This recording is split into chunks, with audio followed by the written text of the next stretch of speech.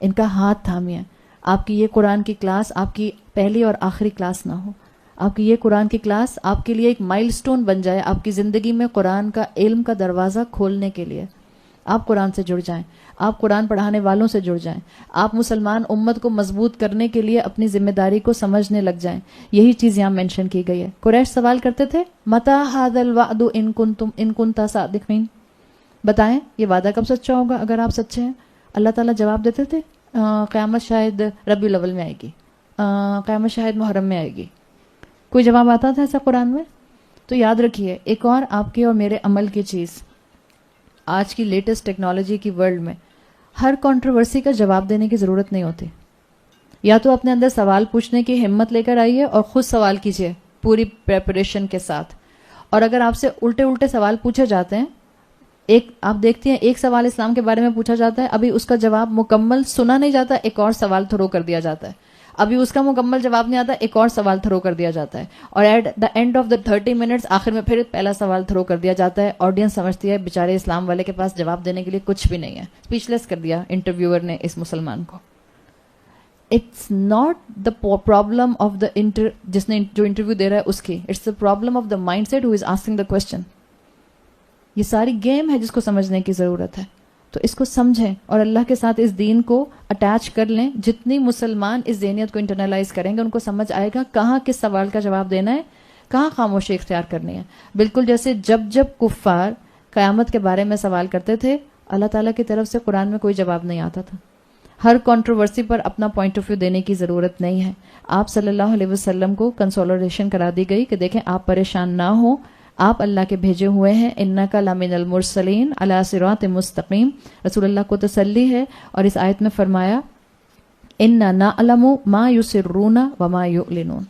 اللہ نے کہا ہم جانتے ہیں ان قریش کو اور بعد میں آنے والے تمام کفار کو یا بعد میں آنے والے تمام بے عمل مسلمانوں کو کہ یہ اصل میں کیا ظاہر کرتے ہیں اور کیا چھپاتے ہیں. اللہ قریش کا پرابلم جانتا ہے, اور قریش کا جو مسئلہ تھا وہی آج کے بے عمل مسلمان کا مسئلہ ہے.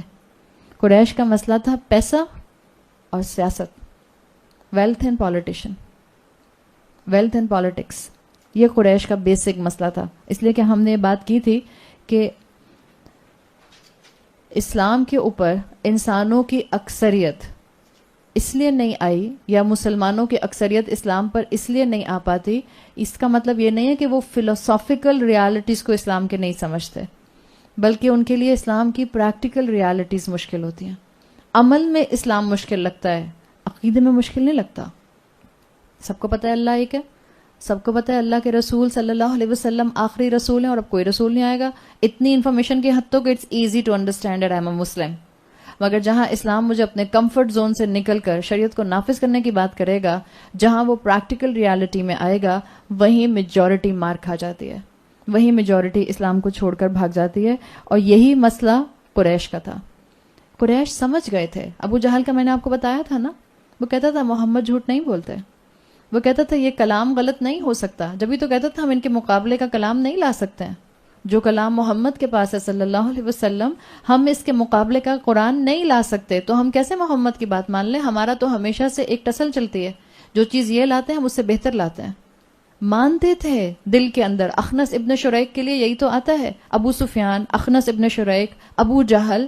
ابو سفیان جب مسلمان ہو گئے تب انہوں نے یہ واقعہ بتایا. مکی دور تھا, آپ صلی اللہ علیہ وسلم اپنے گھر میں رات میں قرآن کی تلاوت کیا کرتے تھے. یہ تینوں آپ کی تینوں دیواروں کے الگ الگ سائڈز پر, ڈائریکشنز پر سنیک کرتے ہوئے قرآن سنا کرتے تھے.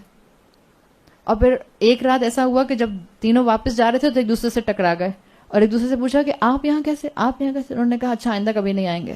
اگلے دن پھر پکڑے گئے, تینوں قرآن سننے آئے ہوئے تھے. تیسرے دن پھر پکڑے گئے اور پھر قسم کھا کے گئے کہ اب واپس نہیں آئیں گے. کیا چیز تھی جو ان کو کھینچتی تھی؟ اللہ کے کلام کی حقیقت کو سمجھ گئے تھے, دل میں پہچان گئے تھے اٹس ناٹ اے پوئٹری. لیکن ایکسیپٹیبلٹی کیوں نہیں آئی؟ Because of the position of the world, اس کو چھوڑنا نہیں چاہتے تھے. یہی قریش تھے نا جن کے پاس تمام عرب کے قبائل کے بت رکھے ہوئے تھے, 360 بت. مین سینٹر جو تھا, سینٹر سٹی وہ مکہ تھا. ساری ٹریڈنگ یہاں پر ہوتی تھی، اس لیے کہ جب جب لوگ حج کے لیے آیا کرتے تھے، حج کے اپنے طریقے تھے مگر حج ہوتا تھا. جب لوگ حج کے لیے آتے تھے ساتھ میں بزنس آتا تھا، ٹورزم آتا تھا، ساتھ میں بہت سا جو تھی وہ تجارت کا مال آتا تھا. عرب کے دو ہی طریقے تھے ارننگ کے، ایک وہ تجارت کرتے تھے، دوسرا مینلی لوٹ مار کرتے تھے. جھگڑالو قوم تھی، یہ ان کے دو مین طریقے تھے پیسہ کمانے کے. باقی چھوٹے چھوٹے لوگ جو تھے وہ کبھی بھیڑ بکریاں چرا لیں، کسی کا کوئی کام کر دیا، کسی کو پانی لا کے دے دیا، لیکن جو مین پروفیشنل ویز تھے پیسہ کمانے کے عرب کے اندر وہ یہی تھا، تجارت اور لوٹ مار. ہر قبیلے کا قافلہ جب نکلتا تھا اپنی ٹریڈنگ کے لیے تو کچھ نہ کچھ لٹ کر آتا تھا. قریش کو یہ پریویلیج تھا، پورے عرب میں کسی کی ہمت نہیں ہوتی تھی کہ قریش کا قافلہ جا رہا ہو اور اس کے اوپر لوٹ مار کی جائے. کیوں؟ اس لیے کہ قریش کی کسٹڈی میں سب کے بت تھے. اگر کوئی قبیلہ قریش کے قبیلے پر حملہ کرتا تھا وہ کہتے تھے ہم تمہارا بت حرم سے نکال کے باہر پھینک دیں گے. حرم کے کسٹوڈین تھے نا، اتھارٹی تھی ان کے پاس. تو جب اللہ کے رسول صلی اللہ علیہ وسلم کو اسی مکہ میں بھیجا گیا اور اللہ کے رسول صلی اللہ علیہ وسلم نے کہا قریش سے کہ اب ان بتوں سے اس گھر کو پاک کرو، ان کو تو مشکل آ گئی. انہوں نے کہا اگر بت نکال دیے تو ٹورزم گیا، ورنہ اس پورے مکہ کے صحرا میں اس ہیٹ میں کون آتا؟ اس ہیٹ میں آنے کا ایک ہی آبجیکٹو تب بھی تھا اور آج بھی، اللہ کرے آج بھی ان 5 اسٹار 7 اسٹارز ہوٹل کے بعد بھی آج بھی اس گرم اور اس صحرا اور اس ہیٹ میں جانے کا ایک ہی مقصد ہو. اللہ کرے ہمارا عمرے اور حجوں پر جانے کا ایک ہی مقصد ہو کہ صرف ہمیں اللہ کی عبادت کرنی ہے، اس گھر کی زیارت کرنی ہے، اپنے گناہوں کی معافی کے لیے وہاں پر نمازیں پڑھنی ہے. اللہ کرے ہمارا یہی مقصد ہو. اس وقت بھی قریش کو یہی فیل ہوا کہ کون آئے گا پھر اگر ہم نے یہاں سے بت نکال دیا تو ہمارے تو قافلوں کے اوپر اٹیک ہونا شروع ہو جائیں گے، ہمارے قافلے محفوظ نہیں ہوں گے. تو اپنی پوزیشن نہ چھوڑنے کے لیے رسول اللہ صلی اللہ علیہ وسلم کی بات نہیں مانی، انکار کر دیا. یہی چیز یہاں مینشن کی گئی ہے کہ ان کو اللہ تعالیٰ نے اصل میں دنیا پرست بنا دیا تھا، متکبر تھے، دنیا ان کا مسئلہ تھی. اور آج کا انسان بھی جو شریعت کی پریکٹیکل ریالٹیز پر نہیں آ پاتا، اس کا مقصد، اس کا مسئلہ دنیا پرستی ہوتی ہے. پوزیشن نہیں چھوڑنا چاہتا، طاقت اور اقتدار نہیں چھوڑنا چاہتا، اپنی دنیا کی پوزیشن نہیں چھوڑنا چاہتا، دنیاوی مقام پر کمپرومائز نہیں کرنا چاہتا. کیوں؟ اس لیے کہ انسان تکبر میں، چند دن کے تکبر میں اپنی ریالٹی بھول جاتا ہے. آیت نمبر 77 میں فرمایا اولم یرل انسانو، کیا بھلا انسان نے دیکھا نہیں، انا خلقناہ من نطفت، ہم نے اس کو ایک معمولی سی بوند سے، نہ نظر آنے والی بوند پر اس کی مصوری کر کے اس کو بنایا، ایک نطفے سے بنایا. فاذا ہوا خصیم مبین، تو پھر وہ اچانک سے اتنا جھگڑا کرنے والا ہو گیا. حقیقت کیا ہے اس انسان کی؟ ایک نہ نظر آنے والی بوند سے بنا ہے اور پھر اچانک سے جھگڑا کرنے والا ہو جاتا ہے. خصیم کہتے ہیں ہمیشہ جھگڑا کرنے والا. خصیم رحیم کے وزن پر ہے. رحیم آتا ہے رحمان کے مقابلے میں، رحمان جس کی رحمت جوش مارتی ہے کبھی کبھی، رحیم جو جس میں کنٹینیوٹی ہے، جس میں دوام ہے، جس میں پرماننس ہے. اللہ کانسٹنٹ رحیم ہے. خصیم اسی پیٹرن پر آتا ہے، اسی مولڈ پر آتا ہے. خصیم جو کانسٹنٹ جھگڑا کرے. خصیم اس انسان کو بھی کہتے ہیں جو ہر بات میں سے جھگڑے کے لیے کوئی نہ کوئی ایک جملہ پکڑ لے آپ کا. بعض لوگ ایسے ہوتے ہیں. آپ کے پاس ایسے لوگوں کی بہتات ہے یا کمی ہے؟ آپ کہیں گی بہتات ہے. لوگوں کو چھوڑ دیں، اپنے بارے میں سوچیں. کیا میں لوگوں کے جملے میں جملہ نکال کر اور پکڑ کر جھگڑا کرنے والی تو نہیں بن جاتی؟ خصیم کی کیٹیگری اللہ کی نظر میں ناپسندیدہ کیٹیگری ہے. خصیم انسان وہ ہوتا ہے جو اپنی حقیقت بھول جاتا ہے، جو متکبر ہوتا ہے. مفسرین کہتے ہیں کہ انسان کا خصیم و مبین ہونا اس کے متکبر ہونے کی علامت ہے. جو بات بات پر جھگڑے گا وہ اپنی ریالٹی کو بھولا ہوا ہے. جو بات بات پر لوگوں کے اوپر اپنے عتاب کا اظہار کرے گا، اپنے غصے سے، اپنی زبان کی سختی سے سامنے والے کے جسم پر چھالے ڈال دے گا، وہ چھالے جو کسی کو نظر نہیں آتے ہیں، وہ اصل میں اپنے آپ کو اللہ کی رحمت سے محروم کر لے گا. خصیم ایسا جھگڑا کرنے والا متکبر انسان. اللہ تعالیٰ نے جب بھی قرآن میں اس طرح کی آیات میں انسان کی تخلیق کا ذکر کیا کہ دیکھو تم یاد کرو تم ایک نطفے سے بنے ہو، تو یہ اللہ کا قرآن کا میکنزم ہے انسان کے تکبر پہ ضرب لگانے کا. اللہ تعالیٰ نے اس انسان کی پرائڈ کو اٹیک کیا ہے جو انسان اللہ کو بھول کر اپنی بگننگ کو بھول کر جھگڑالو اور ہر وقت لڑنے والا ہو جاتا ہے. اللہ نے ہر انسان کو یہاں پر وارن کر دیا کہ دیکھو قریش نہیں مانے. شروع میں آیا تھا نا لقد حق القول علی اکثرہم. اکثریت قریش سمجھ گئی تھی کہ یہ حق ہے جو رسول اللہ صلی اللہ علیہ وسلم بتا رہے ہیں, لیکن نہیں مانے تھے. اب تمام انسانوں کو سورت کے اختتام پر دعوت ہے. یہ حق ہے, یہ قرآن مبین ہے, یہ قرآن دل میں اترنے والی چیز ہے, یہ قرآن ہدایت کے لیے روز پکڑنے والی کتاب ہے. اس کے اوپر اپنے آپ کو اندھا اور بہرا ہو کے مت گراؤ. اس کتاب کو آرگیومنٹ کا ذریعہ مت بناؤ. قرآن کے اوپر خصیم بن کر زندگی گزاری جاتی ہے, لوگ کرتے ہیں. لوگ دین کو ہی جھگڑنے کا ذریعہ بنا لیتے ہیں. اس فقہ میں یہ آتا ہے, اس فقہ میں یہ آتا ہے, اس فقہ میں یہ آتا ہے, اس فقہ میں آتا ہے. ایک بات میں آپ کو سمجھا دوں, واٹس ایپ پر تعلیم نہیں حاصل کی جا سکتی. جو فتنہ اس وقت واٹس ایپ پھیلا رہا ہے نا, جہاں خیر پھیل رہا ہے وہاں فتنہ بھی بڑا پھیل رہا ہے. ایک انسان ایک ہی ٹاپک کے اوپر 40 لوگوں کو سنتا ہے, اور 40 میں سے 20 لوگ آدھی بات کرتے ہیں, 20 لوگ آدھی بات کرتے ہیں. واٹس ایپ کے اوپر تعلیم کا سلسلہ نہیں ہو سکتا ہے. پلیز گھروں سے نکلیے, انسٹیٹیوشنز موجود ہیں. اس شہر کے اوپر اللہ کی خاص رحمت ہے, اور ان علاقوں کے اوپر جہاں ہم بیٹھے ہیں وہاں اللہ کی ڈبل رحمت ہے. اس لیے کہ بہت سے ایسے علاقے ہیں جہاں آپ کو بڑا لمبا لمبا سفر کر کے جانا پڑتا ہے علم حاصل کرنے کے لیے. ہمارے تو ہر دوسری گلی میں, ہر تیسری جگہ پر, ہر چوتھی اسٹریٹ کے اوپر کوئی نہ کوئی کلاس ہو رہی ہے. مانگے اللہ سے دعا, اللہ مجھے وہاں لے کر جائے جہاں حق بتایا جاتا ہے, اور نکلیں گھروں سے. واٹس ایپ کے اوپر اسلام حاصل نہیں کیا جاتا ہے. ایک مائنڈ سیٹ کے ساتھ, ایک اپنی تربیت کرتے ہوئے. واٹس ایپ آپ کی تربیت کر سکتا ہے؟ ٹیچر نکل کے باہر ایک تھپڑ لگاتا ہے آپ کو واٹس ایپ میں سے. آپ کتنی بھی نافرمانی کر لیں, واٹس ایپ کے گروپ ہم بناتے ہیں اور ہم خواتین سے کہتے ہیں خدا کا واسطہ ہے اس پر کوئی چیز مت پوسٹ کریں. 1 سال 2 سال 3 سال 6 سال ہو گئے الحمدللہ واٹس ایپ گروپ چلاتے ہوئے. 6 سال سے ہم ہر دن میں 3 مرتبہ کم سے کم کسی نہ کسی گروپ میں یہ کہہ رہے ہوتے ہیں کہ پلیز اس میں ممبرز کو اجازت نہیں ہے کہ اس پہ کچھ پوسٹ کریں. یہ گواہی ہے اس بات کی کہ کوئی نہیں ہماری بات سنتا. سنتے بھی ہیں, اللہ کے بندے بہت نیک اور صابر بندے بھی اس میں بیٹھے ہیں جو بیچارے صرف برداشت کرتے ہیں, پھر مجھے پرائیویٹ میسج کرتے ہیں آپ ڈانٹتے کیوں نہیں ہیں, آپ نکال کیوں نہیں دیتے ان کو, آپ نے ان کو رکھا کیوں ہوا ہے. اس لیے کہ ہم ٹوٹی پھوٹی واٹس ایپ سے تربیت کی کوشش کر رہے ہیں, اور ہم اس بات تک پہنچ چکے ہیں کہ واٹس ایپ آپ کی تربیت نہیں کر سکتا ہے. نکلیے گھروں سے اور کلاسز کا حصہ بنیے. ایک سینرجی آپ کو محسوس ہوگی. اپنے جیسے آپ کو اور روتے ہوئے قرآن سن کر انسان نظر آئیں گے. قرآن سن کر صرف آپ کو رونا نہیں آتا, آپ کو نظر آئے گا اور عورتوں کو بھی رونا آتا ہے. قرآن کے سامنے آ کر اور فیملی کے اندر چیلنجز نہیں برداشت کرنے پڑے, صرف آپ کو اور عورتیں بھی ہیں جن کی فیملی میں چیلنجز آ رہے ہیں. سو تربیت کے لیے آپ کو باہر آنا پڑے گا. یہاں اللہ تعالیٰ نے بتا دیا کہ جو متکبر انسان ہوتا ہے وہ دین پر لڑتا رہتا ہے. اس لیے میں نے واٹس ایپ کی بات کی تھی. ایک استاد کو آپ 6 ویڈیوز بھیج دیں, ہر ویڈیو 25 منٹ کی ہے, اور کہیں پلیز ان کا جواب دے دیں. ہیلو, استاد کی کوئی اپنی زندگی ہے, اس کی کوئی اپنی پڑھائی ہے, اس کی کوئی اپنی فیملی لائف ہے. بھائی آپ پلیز میری یہ 6 گھنٹے کی ویڈیو سن کے مجھے جواب دے دیں. علم انسٹنٹ نہیں آتا. علم از اے لائف ٹائم اسٹرگل. علم کے لیے آپ کو اپنی نیند اور اپنی صحت اور اپنی سب چیزوں کو قربان کرنا پڑتا ہے. علم کے لیے آپ کو وقت لگانا پڑتا ہے. اس کے لیے آپ کو نکلنا پڑے گا. واٹس ایپ کے اوپر علم حاصل مت کیجیے. لوگ آج جھگڑ رہے ہیں, خصیم بن گئے ہیں اس واٹس ایپ کے اوپر مختلف ویڈیوز کو سن سن کے. میں سچ بتا رہی ہوں آپ کو. کس نے آپ سے کہا کہ جب آپ نے ایک مفتی سے ایک بات پوچھ لی تو اب 4 مختلف مفتیوں سے وہی بات دوبارہ پوچھیں؟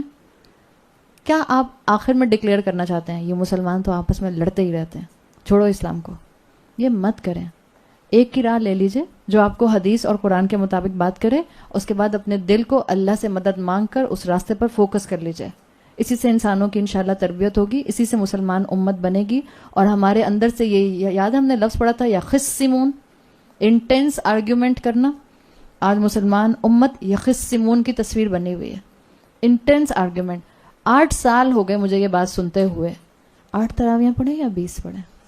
ارے اللہ کے بندے 40 پڑھ لیں, آپ پڑھ لیں, 8 پڑھ لیں منیمم, اس سے زیادہ جتنی پڑھنی پڑھ لیں. مالکی اسکول آف تھاٹ میں 36 تراویاں پڑھی جاتی ہیں. اب آپ بحث کریں گے, اب ان کو آپ بدعت ہی کہیں گے, کیا کہیں گے؟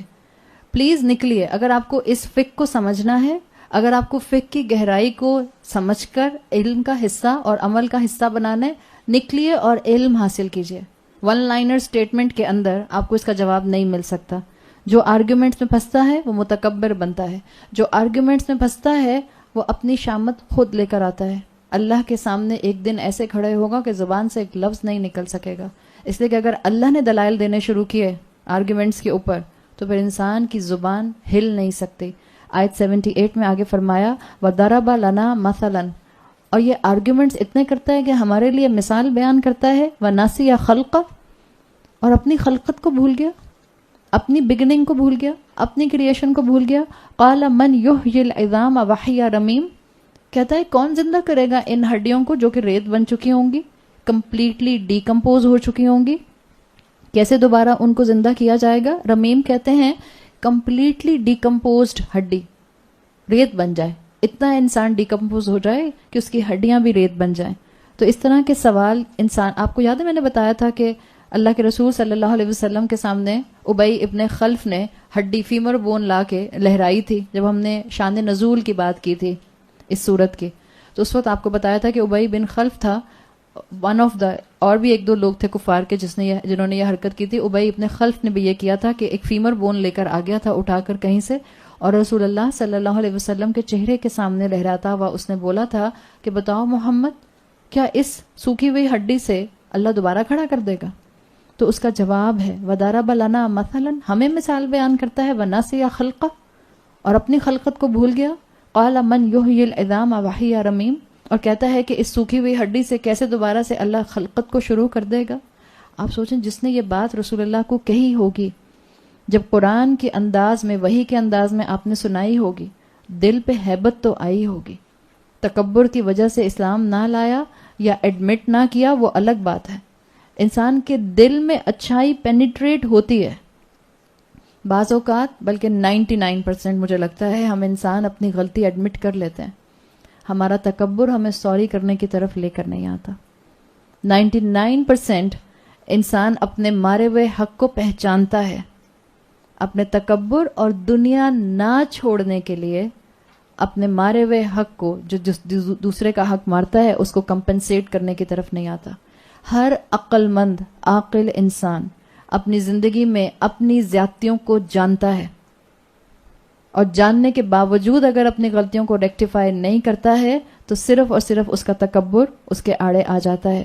اللہ چاہتا تو اس انسان کا سائنٹیفک جواب دے سکتا تھا کہ اللہ کیسے ڈیکمپوزڈ ہڈی کو اٹھائے گا. میں نے بتایا تھا کاکسس بون، ٹیل بون سے کیسے، اب سائنٹسٹ بتا رہے ہیں، جرمن ریسرچز اس کے اوپر بہت زیادہ لیبارٹری میں ہو گئی کہ اس ٹیل بون کو انہوں نے ہائی بلاسٹ فرنس میں بالکل برن کر کے ڈسٹ بنا دیا. اس کے بعد بھی جب انہوں نے اس کو ہائی الیکٹرانک مائکروسکوپ کے انڈر دیکھا تو انہوں نے کہا کہ اس کے اندر لیونگ ڈی این اے موجود تھا، یعنی یہیں سے اللہ تعالیٰ شروع کر دے گا. تو اللہ چاہتا تو اللہ سائنٹیفک دلیل سے بات کر لیتا. سورہ بنی اسرائیل کی آیت نمبر 49 میں آتا ہے وَقَالُوا أَإِذَا كُنَّا عِظَامًا وَرُفَاتًا، کیا ہم ریزہ ریزہ ہو کے جب ہڈیاں ہو جائیں گے، أَإِنَّا لَمَبْعُوثُونَ خَلْقًا جَدِيدًا، کیا تب ہم ایک نئی خلق جدید میں، ایک نئی تخلیق میں، ایک نئی کریشن کی شکل میں اکٹھے کیے جائیں گے؟ اللہ نے کہا کونو حجارتن او حدیدن. اللہ نے کہا تمہیں لگتا ہے تم ریزہ ریزہ ہڈیوں سے نہیں اٹھ سکتے ہو، تو تمہارے دماغ میں جو اسٹرانگسٹ میٹل آتا ہے جس کو تم بینڈ نہیں کر سکتے، تم وہ بن جاؤ، اللہ پھر بھی تمہیں اٹھا دے گا اور گوشت پوشت کا انسان بنا کر اٹھائے گا. کونو حجارتن او حدیدن. یہ اللہ تعالیٰ کی سختی آپ کو ان الفاظ میں محسوس ہوتی ہے. انسان اللہ سے دلیل مانگتا ہے، اللہ کو کسی دلیل دینے کی ضرورت نہیں ہے، اللہ کو کوئی سائنٹیفک دلیل دینے کی ضرورت نہیں ہے. اللہ تعالیٰ جس وقت جس کو چاہے گا اس کو اٹھا کر زندہ کر لے گا. اور کیسے زندہ کرے گا؟ آیت نمبر 79 میں فرمایا قُلْ يُحْيِيهَا الَّذِي أَنشَأَهَا أَوَّلَ مَرَّةٍ، ان سے کہہ دیں جس نے پہلی مرتبہ تم کو زندہ کیا تھا وہی تم کو دوبارہ اٹھائے گا. وَهُوَ بِكُلِّ خَلْقٍ عَلِيمٌ، اور یقیناً وہ تمام خلق کے اوپر علم رکھنے والا ہے، یعنی بنانے والا بھی ہے، پیدا کرنے والا بھی ہے، اور پورے علم کے ساتھ پیدا کرنے والا ہے. انسان بھی کوئی چیز اگر بناتے ہیں تو انسانوں کو بھی پہلی مرتبہ چیز بنانا مشکل ہوتا ہے، دوسری مرتبہ تو آسان ہو جاتا ہے. پہلی مرتبہ آپ نے مثال کے طور پر فزکس کا امتحان دیا, اور مارکس کیوں دیتے ہیں بچے؟ مارکس اس لیے دلائے جاتے ہیں نا کہ تاکہ یہاں سے ان کی پریکٹس شروع ہو جائے. جب مارکس اچھے کر لیتے ہیں, جب مارکس کی تیاری اچھی ہو جاتی ہے, تو پھر ان کا کیمبرج کا ایگزام بھی اچھا ہوتا ہے. آپ کو بریانی نہیں بنانی آتی تھی, آپ نے ایک دفعہ بریانی بنا لی, اب اسٹریٹجی ریسیپی آپ کے لیے لائنڈ اپ ہو گئی, اب آپ کے لیے دوبارہ بریانی بنانا اتنا مشکل ہوگا جتنا پہلی مرتبہ تھا. آپ نے ایک مرتبہ قرآن کو سمجھ کے پڑھ لیا استاد کے ساتھ, اب دوبارہ آپ کے لیے مشکل نہیں ہوگا, اب اللہ تعالیٰ آپ کے لیے نئی ڈائمینشنز کھولے گا. جب انسان کا یہ کام ہے کہ کوئی کام ایک مرتبہ کر لیتا ہے تو دوسری مرتبہ آسان, تیسری مرتبہ اور آسان, چوتھی مرتبہ اور آسان, تو اللہ تو خالق ہے. اللہ کے لیے نہ جیسا آسان 100 ٹائمز پر تھا ایسا ہی آسان پہلی مرتبہ میں بھی تھا. قرآن میں آتا ہے وَهُوَ عَلَيَّ حَيٌّ, اللہ کہتا ہے میرے لیے بہت ہلکا ہے. جیسے پہلی مرتبہ تم کو پیدا کیا تھا, اللہ تم کو دوبارہ بھی اٹھا لے گا. وَهُوَ بِكُلِّ خَلْقٍ عَلِيمٌ, اور وہ تمام اسٹریٹجیز کو جانتا ہے کہ مخلوقات کو کیسے اس نے اٹھانا ہے. یہ خلق علیم کے اندر, اور جیسے پیچھے سورہ بنی اسرائیل کی آیت میں نے بتائی کہ اللہ اٹھائے گا لَمَبْعُوثُونَ خَلْقًا جَدِيدًا, اللہ ایک نئی خلق میں اٹھائے گا. اس کے لیے اسکالرز کہتے ہیں کہ جب انسان دوبارہ اٹھائے جائیں گے تو ان کے فزیکل فیچر, جو جسم آپ کو اور مجھے دیا جائے گا, ان کے فزیکل فیچر دنیا کے فزیکل فیچرز کی طرح نہیں ہوں گے, مختلف ہوں گے. جیسے ہم نے پیچھے ذکر پڑھ لیا ہے جہنمیوں کا. جہنمیوں کے فزیکل فیچر کیا ہیں؟ وہی جو دنیا والے انسان کے ہیں؟ نہیں. جب ایک انسان کا دانت, ایک جہنمی کا دانت احد پہاڑ کے برابر ہو جائے گا تو اللہ پھر ایک مختلف مخلوق کھڑی کرے گا. جب جنتیوں کو نیند نہیں آئے گی تو یہ جسم نہیں ہوگا exactly. It will not be the carbon copy of this physical being in the hereafter, after the resurrection. It will be different خلق. اللہ کی ایک نئی کریشن ہوگی. جب جنت میں لوگوں کو تھکان نہیں ہوگی, جب جنت میں لوگوں کو ہنگر پینکس نہیں ہوں گے, بھوک نہیں لگے گی, اس کا مطلب ہے وہ جسم الگ جسم ہوگا. جنت میں انسان کو قضائے حاجت کے لیے نہیں جانا پڑے گا, تو یہ ڈفرینٹ جسم ہوگا. اللہ تعالیٰ نے ایک نئی تخلیق میں کھڑا کرنا ہے. وَهُوَ بِكُلِّ خَلْقٍ عَلِيمٌ. اب کوئی اس کے اوپر بحث کرنے لگ جائے, کیسی خلق ہوگی, ڈائجسٹو سسٹم نہیں ہوگا, اچھا تو بلڈ کیسے موو کرے گا, اچھا تو پھر انرجی کیسے آئے گی, اچھا تو پھر لائف سسٹین کیسے کرے گی. آپ ابھی اسی دنیا میں رہتے ہوئے ذرا صرف آپ نیشنل جیوگرافی لگا کر بیٹھ جائیں, یا آپ مائکرو بایولوجی کی کوئی کتاب یا مائکرو بایولوجی کی کوئی ڈاکیومنٹری دیکھنا شروع کر دیں, آپ کو اللہ کی ایسی ایسی مخلوق نظر آئیں گے جو آنکھ سے نظر ہی نہیں آتے. جو پانی ٹینکر کا آتا ہے نا ہمارے گھروں میں, اللہ محفوظ رکھے ہر طرح کے بیکٹیریا سے اور جرم سے اور بیماریوں سے. کبھی آپ ذرا اس پانی کو الیکٹرانک مائکروسکوپ کے نیچے رکھیے. الیکٹرانک مائکروسکوپ کہہ رہے, وہ عام والی مائکروسکوپ نہیں میں کہہ رہی, ہائی پاور الیکٹرانک مائکروسکوپ. پتہ نہیں کون کون سی بلائیں ہیں اس کے اندر. میں چھوٹا لفظ استعمال کر رہی ہوں, میں لٹرلی بتا رہی ہوں. مائکرو آرگینزمس جو ہیں وہ اتنے خوفناک شکلوں کے ہیں کہ آپ اور میں کبھی سوچتے رہتے ہیں اس کا منہ کہاں ہے, اس کی آنکھیں کہاں ہیں. سیریسلی میں آپ کو, جس اللہ نے اس دنیا کے اندر ایسی تخلیق کر دی, اس اللہ کے لیے دوبارہ انسان کو کھڑا کر دینا 2 پاؤں کے اوپر, وہی انسان جو دنیا میں تھا, کوئی مشکل بات ہے؟ کس سے دلیل مانگتے ہو, کس سے اپنا سر ٹکراتے ہو, کس کو چیلنج کرتے ہو؟ اللہ تعالیٰ نے واضح کر دیا کہ اللہ کے پاس بڑی ویرائٹی ہے. کس کی قوت کو چیلنج کر رہے ہو؟ Who has audacity to question the power of God? یہ آپ کو پورا ریویو مل رہا ہے پچھلی آیات کا.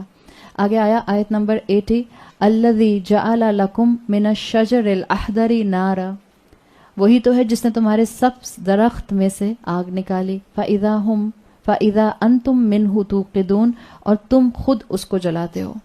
اللہ نے تمہارے لیے گرین درخت بنایا, ہرا درخت بنایا, اور اس ہرے درخت میں آگ بنا دی. لیکن کیا کہا؟ فَإِذَا أَنْتُمْ مِنْهُ تُوقِدُونَ, آگ تم جلاتے ہو, اللہ نہیں جلاتا.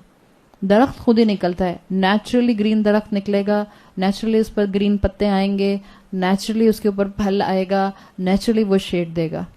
مگر جب تم درخت کو کاٹو گے اور پھر اس سے آگ جلاؤ گے تو یہ تمہارا عمل ہوگا. یعنی اس میں اسپرچل ایسپیکٹ کیا ہے؟ کہنے کو تو آپ نے ایک آیت پڑھ لی اباؤٹ اے فزیکل فینومینا کہ اللہ نے درخت بنائے ہیں, درخت جو ہے اس کی لکڑی کو ڈرائی کر کے آپ آگ جلا سکتے ہیں. گیلے درخت سے, گیلی لکڑی سے آپ آگ جلا سکتے ہیں؟ نہیں جلا سکتے. تو انسان اس کو ڈرائی کرتا ہے, کاٹ کے توڑ کر کچھ دن سکھاتا ہے پھر آگ جلاتا ہے. اسپرچل ٹروتھ کیا ہے اس کے اندر؟ اللہ تعالیٰ نے کہا کہ درخت تمہارے لیے نعمت ہے. ہاں، یہی نعمت ہری ہوتی ہے تو تمہارے لیے چھاؤں کا باعث، اور یہی نعمت ہری ہوتی ہے تو تمہارے لیے پھل اور پتوں اور خوبصورتی کا باعث ہوتی ہے. یہی نعمت تم اگر مس یوز کرو گے تو کاٹ پیٹ کر تم اس سے آگ جلاؤ گے، اور دیکھو آگ آؤٹ آف کنٹرول بھی ہو جاتی ہے. اللہ نے نیچرلی خوبصورت درخت دیا، انسان توڑ توڑ کر کاٹ کاٹ کر جنگلات کو ختم کر کر کے اپنا کیا حال کر چکا ہے. پاکستان اس کی منہ بولتی تصویر ہے. اللہ ہمیں اس نعمت کی قدر کرنے والا بنائے. تو بتا دیا کہ تمہارے لیے نشانی ہے. ایک نشانی مینشن کی گئی. دیکھیں پیچھے کی آیات میں جہاں تیسرے حصے میں ہم نے اللہ کی آیات دیکھی تھیں کہ اپنے سامنے موجود دنیا کو پہچانو، وہاں پر بھی ایک درخت کا ذکر آیا تھا، نخیل. کون سا درخت تھا؟ کھجور کا درخت، پام ٹری، جس کو ڈیٹ پام ٹری کہتے ہیں. کھجور کا درخت آیا تھا، اور کھجور کے درخت کو جو دنیا میں اللہ نے ریزمبل کیا تھا، زیادہ تر کس نعمت سے ریزمبل کیا تھا؟ کہاں ہوتا ہے کھجور کا درخت دنیا کے علاوہ؟ جنت میں ہوتا ہے. تو وہاں درخت آیا تھا جنت کا درخت، اور وہاں پر اس کو اللہ تعالیٰ نے کمپیئر کرایا تھا جنت کے درخت سے کہ دیکھو دنیا کی نعمت کو دیکھو تاکہ تمہیں آگے آنے والی جنت کی نعمتیں یاد آئیں. سورت یاسین میں 2 مرتبہ ہی شجر کا یا درخت کا ذکر آیا ہے. ایک میں آپ کو اس کا پیئر ہونا ملتا ہے جنت کے ساتھ، اور یہاں پر جس درخت کا ذکر آیا ہے اس کے ساتھ آگ کے ریفرنس کو لایا گیا ہے. آگ کے ریفرنس سے جنت کا دوسرا پیئر آپ کو کیا یاد آتا ہے؟ جہنم یاد آتا ہے. تو دیر از اے بیوٹیفل تناسب. آیات میں آپ کو کہا تھا نا کہ ہر قرآن کی آیت دوسری سے کنیکٹ کرتی ہے. تناسب ہے قرآن کی آیات میں اور قرآن کی صورتوں میں. تو ایک آپ کو درخت ڈپکٹ کرتا ہوا نظر آ رہا ہے جنت کی طرف، اور ایک نظر آ رہا ہے جہنم کی طرف، تاکہ انسان اپنے لیے سبق حاصل کرے. فَإِذَا أَنْتُمْ مِنْهُ تُوقِدُونَ، اپنی نعمتوں کا مس یوز کر کے ان کو اپنے لیے آگ کا باعث مت بنا لینا. بہت پیاری انالوجی ہے اس کے اندر، بہت پروفاؤنڈ انالوجی ہے. اللہ نے نعمتیں جہنم کمانے کے لیے نہیں دی. اللہ نے آنکھیں، خوبصورتی، ہاتھ، پرفیکٹ جسم، پرفیکٹ عقل، لگژریز، ایک لگژوریس لائف سٹائلز، بہترین آرام دہ گھر، اچھے محبت کرنے والے فیملی والے، اللہ نے اس لیے نہیں دیے کہ تم ان کو استعمال کر کے اپنے لیے جہنم لکھوا لو. یہ اللہ نے دیے ہیں تاکہ تم ان سے جنت کا اہل اپنے آپ کو اللہ کی رحمت سے بنا لو. یہ اللہ تعالیٰ نے یہاں انالوجی دی ہے کہ انسان کو اللہ نے ایک نیچرل طریقہ دیا. اس میں ایک اور بڑا، جس کو آپ کہتے ہیں نا دقیق پوائنٹ نکلتا ہے، ایک ڈیپ ریفلیکشن کا پوائنٹ نکلتا ہے. وہ کیا؟ کہ اللہ نے فطرت میں انسان کی ہدایت کا راستہ ہموار رکھا ہے. انسان آؤٹ آف فطرہ جا کے، بالکل جیسے درخت کا استعمال کیا تھا کہ درخت جتنا پرانا ہوتا جائے گا اتنی اس کی چھاؤں گہری ہوتی جائے گی. انسان کیا کرتا ہے؟ اپنے ہاتھ سے اس درخت کو کاٹ پیٹ دیتا ہے اور پھر اپنا فرنیچر بناتا ہے، یا اس کو جو ہے وہ جلانے کے لیے استعمال کرتا ہے. اسی طرح سے اس میں ایک مثال، اس میں ڈیپ ریفلیکشن، اس میں اسپرچل ٹروتھ اس کے پیچھے موجود ہے کہ اللہ نے ہر انسان کے لیے نیچرل وے ہدایت کا استوار کیا ہے، جس کو آپ کہتے ہیں نا انٹرنل ڈسپوزیشن، فطرہ. ہر انسان میں فطرت موجود ہے. انسان آؤٹ آف دا وے جا کے اس فطرت کو ڈسٹارٹ کر دیتے ہیں، اور پھر جب انسان اپنی فطرت کو ڈسٹارٹ کرتا ہے تو وہ انسان جس کو اللہ نے جنت کے لیے بنایا تھا وہ اپنے آپ کو کہاں کا اہل بنا لیتا ہے؟ جہنم کا. اللہ نہیں جہنم میں پھینکے گا. یاد رکھیں، یہ مت کہیں اللہ نے گناہوں کی وجہ سے فلاں کو جہنم میں پھینک دیا. نہ، اللہ جہنم میں نہیں پھینکے گا. انسان اپنے ہاتھوں کی کمائی کی وجہ سے جہنم میں گرے گا. انسان اپنی بے عملی کی وجہ سے، اپنی عقل اور شعور کو استعمال نہ کرنے کی وجہ سے جہنم میں گرے گا. تو آگے فرمایا آیت نمبر 81 میں، اَوَلَيْسَ الَّذِي خَلَقَ السَّمَاوَاتِ وَالْأَرْضَ بِقَادِرٍ عَلَىٰ أَن يَخْلُقَ مِثْلَهُم بَلَىٰ وَهُوَ الْخَلَّاقُ الْعَلِيمُ. اَوَلَيْسَ الَّذِي خَلَقَ السَّمَاوَاتِ وَالْأَرْضَ، کیا جس نے آسمانوں اور زمینوں کو پیدا کیا، انہوں نے اس پر غور نہیں کیا کہ وہ اس بات پر قادر ہے؟ کیا وہ اس بات پر قادر نہیں ہے کہ وہ کوئی ان کی ہی جیسی کوئی اور چیز بنا دے؟ بلا، کیوں نہیں. یہ بلا آتا ہے قرآن میں زیادہ تر جس مقام پر اللہ تعالیٰ پچھلے سارے آرگیومنٹس کا دروازہ بند کرنا چاہتے ہیں. قریش اللہ کی نظر میں ورتھ لیس، اگر وہ اللہ اور اللہ کے رسول کی قدر نہیں کرتے، اگر وہ قرآن کی تنزیل کی قدر نہیں کرتے، قریش اللہ کی نظر میں ورتھ لیس ہیں. اللہ تعالیٰ نے اپنے رسول صلی اللہ علیہ وسلم کے ذریعے یہاں پر سارے آرگیومنٹس کو دروازہ بند کر کے کلیئر کر دیا ایک لفظ سے، بلا. یہ ایسا لفظ ہے جس کی آپ کو انگلش میں کوئی ٹرانسلیشن نہیں ملتے. اپروپریٹ کوئی آپ کو جو اس کے میننگز عربی میں آتے ہیں، یہ دونوں طرح استعمال ہوتا ہے. یہ نیگیشن کے لیے بھی آتا ہے عربی زبان میں اور افرمیشن کے لیے بھی آتا ہے. جیسے بلا کیوں نہیں، بلا ہاں ہاں، یہ انداز بھی ہوتا ہے. افرمیشن اور نیگیشن عربی زبان میں دونوں کے لیے آتا ہے. تو یہاں واضح کر دیا کہ کیوں نہیں، تمہارے سارے آرگیومنٹس ایک طرف، تمہاری بحثیں ایک طرف، تمہارا دنیا پرست ہونا ایک طرف،